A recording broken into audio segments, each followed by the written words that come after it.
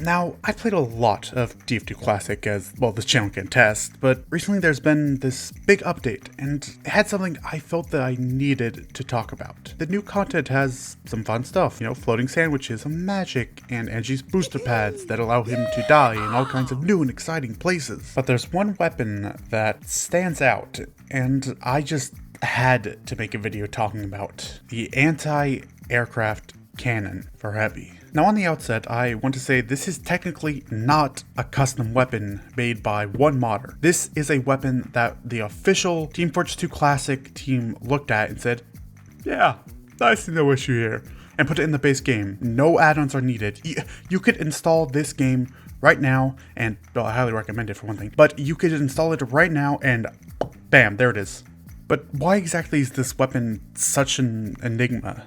For that, let me just break down what the weapon is. Remember to follow along, this will be on the test. Part 1. The WM1 Heavy. Now it should go without saying that Heavy is a big, beefy boy who can take a lot of bullets, and this weapon lets him make fair use of that to put the fear of God into the enemy team. As you hear, I am brainlessly shooting at the enemy team, taking focus from a turret and a demo, so I back off as the demo takes cover, then I just sit there, on my ass, blasting the corner and making the demo trap himself to avoid the splash damage. Actually, speaking of WM1, the Heavy can now effectively spy check. This obvious spy ganks the sniper before I can kill him, sorry dude, and tries to fake me out by running past this open door, and I just guess that if I hit the wall, it'll do some splash damage to him, before he leaves.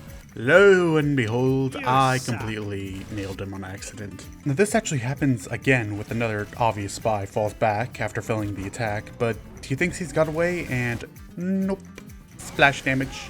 And then this really unlucky sniper just picks the worst time to emerge. Part 2. The Hive Mind. It's common TF2 knowledge that everyone who plays Heavy, you automatically share one single brain cell. And once one Heavy realizes how busted this weapon is, that information is then sent along the Heavy data stream and becomes every Heavy's main weapon. Look at how many dudes are using it in just this one game.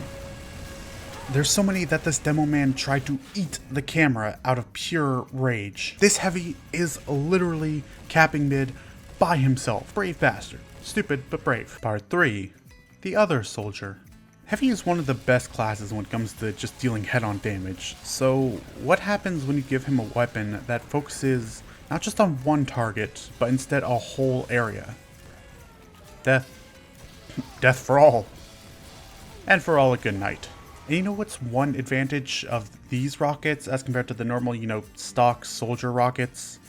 These ones can't be air blasted. And I'm serious, I have seen so many poor pyros try their hardest just on reflex knock these rockets back, and they just get added to the statistics of the brain of this horrifying evil weapon. Part 4.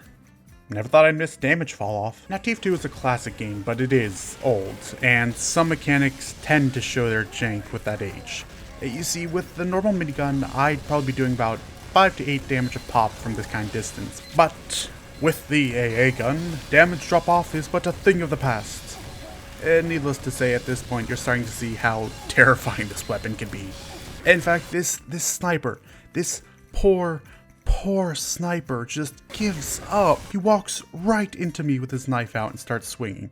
He knows he stands no chance. But he didn't to begin with, so he may as well go down with a fight. I mean, hell, the weapon is so good, you'll just win the game by default sometimes.